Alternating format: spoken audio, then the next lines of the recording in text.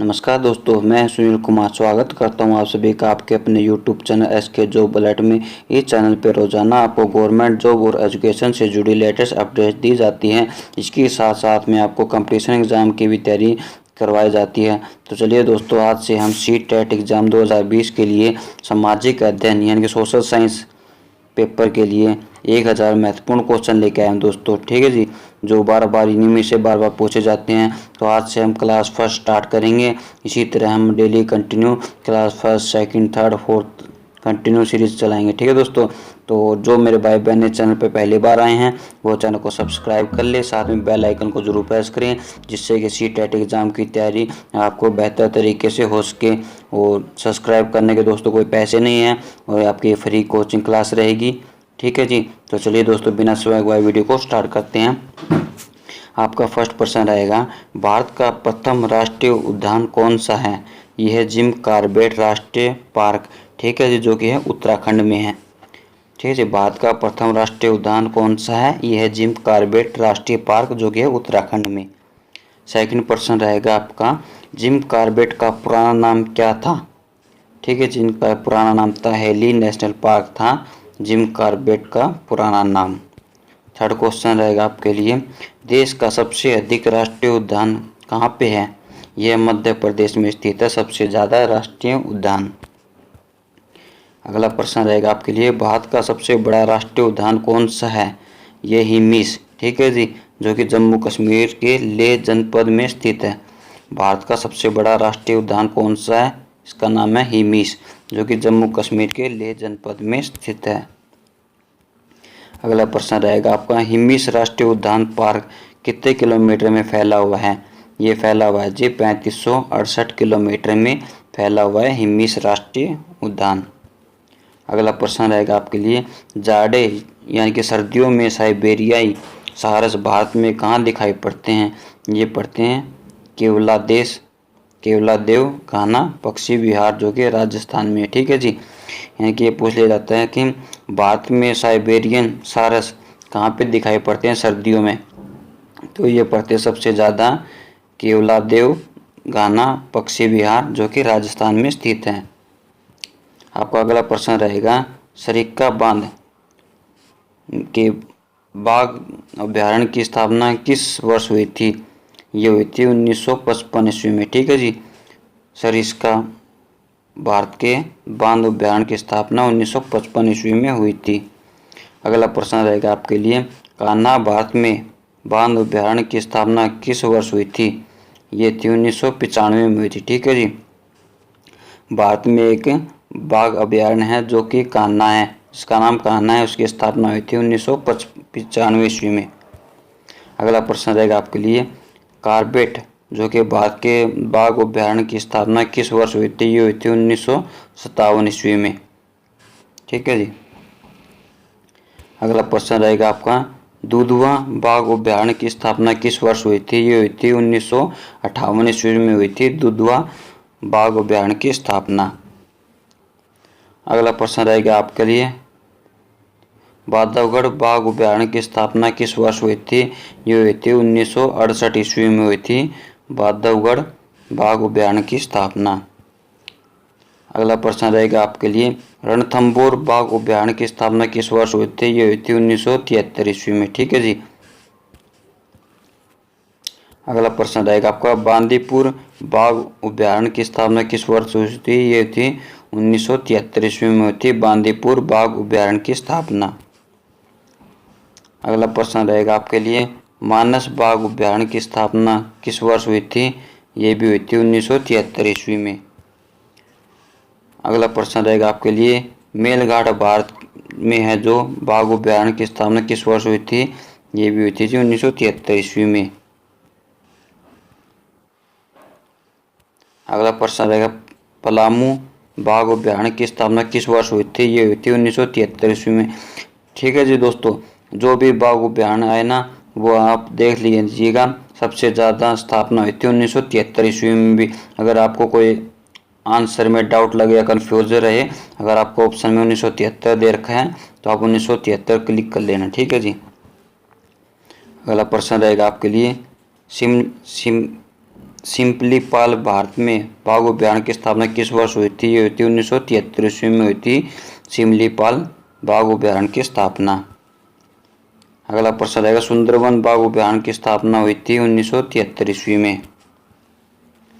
अगला प्रश्न रहेगा पेरियार बाघ अभयारण्य की स्थापना किस वर्ष हुई थी? ये हुई थी 1978 ईस्वी में। ठीक है जी, पेरियार की। अगला प्रश्न रहेगा नागार्जुन सागर बांध अभयारण्य की स्थापना किस वर्ष हुई थी? ये हुई थी 1982 ईस्वी में। ठीक है जी, नागार्जुन सागर जो कि बाघ अभयारण्य है उसकी स्थापना हुई थी 1982 ईस्वी में। ठीक है जी। अगला प्रश्न रहेगा आपके लिए बक्सा सागर के बाघ अभयारण्य की स्थापना हुई थी 1982 ईस्वी में। अगला प्रश्न रहेगा नामदफा बाघ अभयारण्य की स्थापना हुई थी 1982 ईस्वी में। अगला प्रश्न रहेगा इंद्रावती के बाघ अभयारण्य की स्थापना हुई थी 1982 ईस्वी में। अगला प्रश्न रहेगा आपका बेतला के बाघ अभयारण्य की स्थापना किस वर्ष हुई थी? ये हुई थी जो 1986 ईस्वी में। ठीक है जी, बेतला बाघ अभयारण्य की स्थापना हुई थी 1986 ईस्वी में। अगला प्रश्न रहेगा आपके लिए मुंडलथुरिया कालकड़ के बाघ अभयारण्य की स्थापना किस वर्ष हुई थी? ये हुई थी 1988 ईस्वी में। ठीक है जी, 1988 ईस्वी में हुई थी मुंडलथुरिया कालकड़ बाघ की स्थापना। अगला प्रश्न रहेगा वाल्मीकि के बाघ अभयारण्य की स्थापना किस वर्ष हुई थी? ये हुई थी 1989 ईस्वी में। ठीक है जी। अगला प्रश्न रहेगा आपके लिए ताडोवा अंधेरी के बाघ अभयारण्य की स्थापना किस वर्ष हुई थी? ये हुई थी 1993 ईस्वी में हुई थी ताडोवा अंधेरी के बाघ अभयारण्य की स्थापना। अगला प्रश्न रहेगा पन्ना के बाघ अभयारण्य की स्थापना किस वर्ष हुई थी? ये हुई थी 1994 ईस्वी में हुई थी पन्ना के बाघ अभयारण्य की स्थापना। अगला प्रश्न रहेगा दंपा के बाघ अभयारण्य की स्थापना किस वर्ष हुई थी? ये हुई थी 1994 ईस्वी में। अगला प्रश्न रहेगा आपके लिए भद्रा के बाघ अभयारण्य की स्थापना किस वर्ष हुई थी? ये हुई थी 1998 ईस्वी में। ठीक है जी, भद्रा के बाघ अभयारण्य की स्थापना हुई थी 1998 ईस्वी में। अगला प्रश्न रहेगा पेंच के बाघ अभयारण्य की स्थापना हुई थी 1998 ईस्वी में। अगला प्रश्न रहेगा पंखुई नोमेरी के बाघ अभयारण्य की स्थापना कब हुई थी? ये हुई थी 1999 ईस्वी में हुई थी। अगला प्रश्न रहेगा सतपुड़ा पंचमुड़ी के बाघ अभयारण्य की स्थापना किस वर्ष हुई थी? ये हुई थी 1999 ईस्वी में। ठीक है दोस्तों, आपको ये वीडियो लग रहा होगा जैसे कि ये तो यार बार बार मैं ये सन दे रखे, क्योंकि दोस्तों एग्जाम में सीटेट में कंपटीशन बहुत ज़्यादा बढ़ चुका है। अब एग्जाम में ऐसे ही क्वेश्चन पूछे जाते हैं तो ये आपको डिटेल से याद करने पड़ेंगे। ठीक है दोस्तों, क्योंकि मैंने आज थोड़ा सा डिफ़िकल्ट टॉपिक लिया है जिससे कि आपकी तैयारी अच्छे तरीके से हो सके, क्योंकि जुलाई में आपका एग्ज़ाम है और ठीक है जी, और लॉकडाउन के चलते आपकी तैयारी अच्छे से नहीं हो पाई होगी, इसलिए मैंने थोड़ा डिफ़िकल्ट टॉपिक लिए हैं। तो आशा करता हूँ दोस्तों आप थोड़ा पेशेंस रखेंगे और वीडियो को ज़रूर सब्सक्राइब करेंगे, लाइक करेंगे और अपने दोस्तों के साथ में इसे ज़रूर शेयर कीजिएगा। ठीक है दोस्तों, नेक्स्ट क्वेश्चन रहेगा आपका रातापानी के बाघ अभयारण्य की स्थापना किस वर्ष हुई थी? ये हुई थी 2010 ईस्वी में। ठीक है जी। अगला प्रश्न रहेगा पीलीभीत के बाघ अभयारण्य की स्थापना किस वर्ष हुई थी? ये हुई थी 2010 ईस्वी में हुई थी पीलीभीत के बाघ अभयारण्य की स्थापना। अगला प्रश्न रहेगा सूता बेदा के बाघ अभयारण्य की स्थापना किस वर्ष हुई थी? ये हुई थी 2010 ईस्वी में। अगला प्रश्न रहेगा आपके लिए पृथ्वी के उत्तरी गोलार्ध में कितने प्रतिशत जल है? ये है जी 61% जल है पृथ्वी के उत्तरी गोलार्ध में। अगला प्रश्न रहेगा आपके लिए पृथ्वी पर अधिकतम ऊंचाई वाली जगह कौन सी है? ये दोस्तों माउंट एवरेस्ट सबसे ऊंचाई वाली जगह है। अगला प्रश्न रहेगा आपके लिए ज्वालामुखी क्या है? ज्वालामुखी जब पृथ्वी का पिघला हुआ पदार्थ लावा, राख और जल वाष्प, ठोस पदार्थ अथवा अन्य गैसें किसी छिद्र या दरार से बाहर निकलती है तो उसे ज्वालामुखी कहते हैं। ठीक है दोस्तों, इस तरह प्रश्न को घुमा के भी पूछ लिया जाता है ज्वालामुखी क्या होती है? जब पृथ्वी का पिघला हुआ पदार्थ लावा, राख, जलवाष्प या ठोस पदार्थ या अन्य कोई गैसें किसी छिद्र की या दरार से बाहर निकलती है तो उसे ज्वालामुखी कहते हैं। ठीक है जी। अगला प्रश्न रहेगा आपके लिए प्रकृति का सुरखा वाल्व किसे कहा जाता है? ये कहा जाता है ज्वालामुखी को। ज्वालामुखी को कहा जाता है प्रकृति का सूखा वाल्व। ठीक है जी। अगला प्रश्न रहेगा आपके लिए, ज्वालामुखी के जल वाष्प की मात्रा कितनी होती है? ये होती है 80 से 90% होती है। ठीक है जी, 80 से 90% होती है ज्वालामुखी में जल वाष्प की मात्रा। अगला प्रश्न रहेगा आपका, ज्वालामुखी में जल वाष्प के अलावा कौन सी गैसें होती हैं? ये होती है दोस्तों कार्बन डाइऑक्साइड, हाइड्रोजन और नाइट्रोजन। तीन मुख्य रूप से गैसें पाई जाती है ज्वालामुखी के जल वाष्प में, कार्बन डाइऑक्साइड, हाइड्रोजन और नाइट्रोजन। अगला प्रश्न रहेगा आपके लिए, पृथ्वी धरती के नीचे ज्वालामुखी के तरल पदार्थ को क्या कहते हैं? कहते हैं मैग्मा। ठीक है जी, तो हम शुरू से पढ़ते आ रहे हैं 6ठी 7वीं 8वीं क्लास में मैग्मा के बारे में। पृथ्वी की जो 3 परतें होती है और उनके पिघलने से जो बनती है उसमें मैग्मा होता है। ठीक है जी।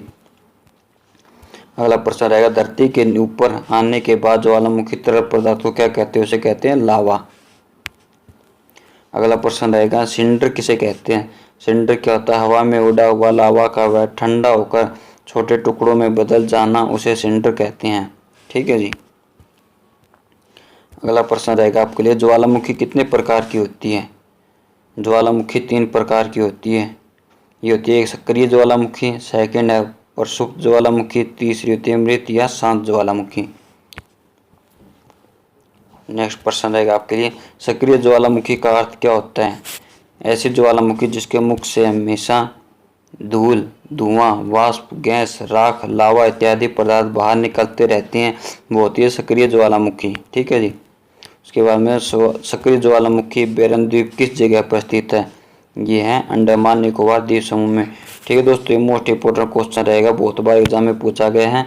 ये HSSC, ठीक है जी, HTET और जो CGL के एग्जाम होते हैं ना, उनमें बहुत बार क्वेश्चन आ चुका है दोस्तों। बहुत इंपॉर्टेंट क्वेश्चन, बहुत बार एग्जाम में पूछा गया, तो आप इस पर जरूर ध्यान कीजिएगा। सक्रिय ज्वालामुखी जो कि बेरन द्वीप में है, वो किस जगह पर स्थित है? वो है अंडमान निकोबार द्वीप समूह में। ठीक है जी। अगला प्रश्न रहेगा आपके लिए, प्रसुप्त ज्वालामुखी किसे कहती हैं? ऐसे ज्वालामुखी जो लंबे समय से उद्धार नहीं हुआ है लेकिन कभी कभी सक्रिय हो जाते हैं। ठीक है दोस्तों, इसका क्या मतलब हुआ कि ऐसी ज्वालामुखी जो लंबे समय से उसका नहीं हुआ है और कभी कभी सक्रिय हो जाती है, मतलब कई दिनों से वो बंद पड़ी है और कभी एक बार उसमें सक्रिय हो जाती है, तो ऐसी होती है वो प्रसुप्त ज्वालामुखी। ठीक है जी। लास्ट क्वेश्चन रहेगा इसका आपका क्लास फर्स्ट का, यह मृत या शांत ज्वालामुखी किसे कहते हैं? ऐसी ज्वालामुखी जिसमें ऐतिहासिक काल से कोई उद्धार नहीं हुआ है और न ही कोई दोबारा सक्रिय होने की संभावना नजर आती है, होती है मृत या शांत ज्वालामुखी। ठीक है जी। तो आशा करता हूँ दोस्तों मेरे द्वारा कराए गए क्वेश्चन आपको पसंद आए होंगे। अगर दोस्तों वीडियो पसंद आए तो वीडियो को लाइक करें, अपने दोस्तों के साथ मुझे ज़रूर शेयर करें, और जो मेरे भाई बहन इस चैनल पर पहली बार आए हैं वो चैनल को सब्सक्राइब कर लें, साथ में बेल आइकन को ज़रूर प्रेस करें, जिससे कि मेरे आगे आने वाले सभी वीडियो का नोटिफिकेशन आपको समय से मिल सके। इसी के साथ हमने पहले CTET 2020 एग्ज़ाम के लिए बाल विकास और शिक्षा शास्त्र के 3 या 4 पार्ट करवा दिए हैं। अगर आपने अभी तक वो वीडियो नहीं देखे तो वो वीडियो भी ज़रूर देखिएगा, जिससे कि आपको एग्ज़ाम क्लियर करने में कोई परेशानी ना हो। ठीक है जी। तो मिलते हैं नेक्स्ट वीडियो में। जय हिंद, जय भारत।